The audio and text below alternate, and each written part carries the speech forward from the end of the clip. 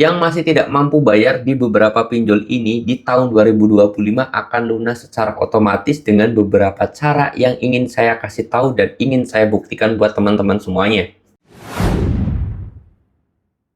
Assalamualaikum warahmatullahi wabarakatuh teman-teman semuanya. Pada kesempatan video kali ini saya ingin membahas tentang yang namanya pinjaman hutang lunas secara otomatis di tahun 2025 yang galbay di beberapa pinjol besar. Nah, di sini menjadi hal yang pengen saya bahas untuk teman-teman semuanya karena mungkin teman-teman semuanya pasti menginginkan hal ini, pasti pengen cepet banget terlepas dari yang namanya jeratan hutang pinjol, dan mekanismenya seperti apa dan formulirnya seperti apa, caranya bagaimana. Di sini saya mau bahas buat teman-teman semuanya. Oke, jadi buat teman-teman semuanya yang mungkin sering banget melihat video ataupun foto ataupun postingan dimanapun media sosialnya tentang yang namanya hutang lunas otomatis, ini saya pengen kasih tahu ya. Tidak ada yang namanya hutang lunas otomatis, teman-teman. Ada mekanismenya, ada caranya, ya. Jadi, kalau kalian berpikir, kalau kalian menganggap ada cara untuk melakukan hutang itu lunas otomatis tanpa bayar, itu tidak ada. Perlu dicatat itu.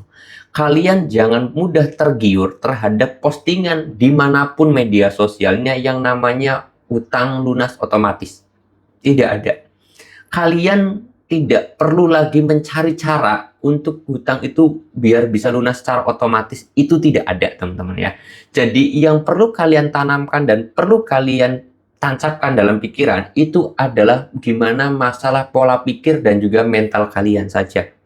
Kalau hutang tetap ada, kalau misalkan hutang kalian itu tidak ditagih lagi dan yang lain sebagainya, itu kalian sudah masuk klik OJK, nama kalian sudah di blacklist. Udah, titik seperti itu. Jadi kalau buat teman-teman semuanya, yang di Facebook, yang di Instagram, yang di TikTok, itu semuanya adalah jasa joki yang mau menipu kalian. Ya, intinya di situ. Kalau kalian itu merasa itu ada dan itu bisa, itu kalian adalah hal yang paling bodoh atau orang yang paling bodoh. Kalau misalkan mereka itu bisa menghapus data, bisa melunaskan hutang secara otomatis, kenapa dia aja yang nggak galbay? Kenapa dia aja yang ngajuin pinjaman terus hapus datanya, hutangnya lunas lagi, minjem lagi, lunas lagi? Nah, itu menjadi hal yang paling bodoh kalau kalian masih punya pikiran seperti itu. Nah, sekarang gimana, Bang? Kalau masalah mental dan juga pikiran kita agar hutang kita bisa lunas otomatis. Jawabannya bukan lunas otomatis, tetapi lebih memanage pemikiran kita atau pola pikir kita. Ya, jadi kalau misalkan kalian itu sudah berusaha keras untuk kerja, berusaha keras untuk membayar, berusaha keras untuk usaha banting tulang pagi siang malam dari ujung ke ujung, dari hulu ke hilir, tapi kenyataannya memang tidak mencukupi untuk melakukan pembayaran ataupun melakukan cicilan, kalian ini jangan pernah berpikir untuk melakukan gali lubang tutup lubang saja. Udah selesai. Kalau kita sudah melakukan semua usaha tapi ternyata hasilnya nihil, selesai, kalian galbay aja sampai kalian memang benar-benar punya uang sisa untuk membayar cicilan tersebut, ya. Udah seperti itu aja. Kalau memang mau bayar, tapi Bang, nanti denda keterlambatannya banyak, dendanya itu gede. Kalau misalkan seperti itu, ya sudah kalian galbay saja lebih dari 6 bulan, maka nanti bisa ada negosiasi terhadap pinjol tersebut. Entah masalah bunga dan juga dendanya itu dijamin dipastikan bisa, teman-teman ya. Kalau galbaynya lebih dari 6 bulan. Kalau baru galbay 1 bulan, 2 bulan, atau 3 bulan, itu nggak bakalan bisa pinjol tersebut dinegosiasi.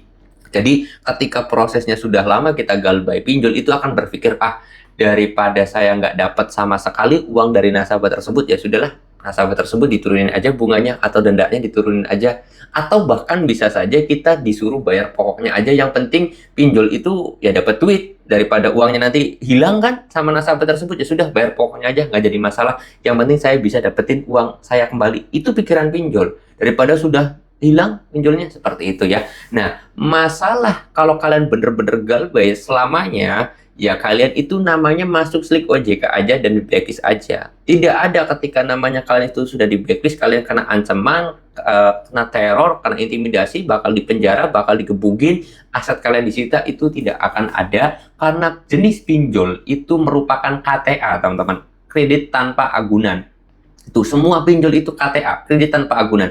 Tidak ada agunan yang harus kalian berikan, tidak ada jaminan yang harus kalian setorkan kepada pihak pinjol. Walaupun pulpen ya, ini jaminannya pulpen, saya hutang ke kamu, itu nggak bisa. Karena pinjol itu tanpa adanya agunan sama sekali. Apalagi HP, apalagi barang-barang berharga lainnya itu tidak bisa. Oke, jadi tidak akan ada diambil barang kalian atau rumah kalian, itu tidak ada teman-teman. Tetap aman, tetap enjoy bagaimana kita menyikapi hal itu. Tidak ada yang namanya hutang lunas otomatis, karena kalau hutang ya kita akan, kalau kita galbay ya kita namanya masuk aja ke blacklist, selesai.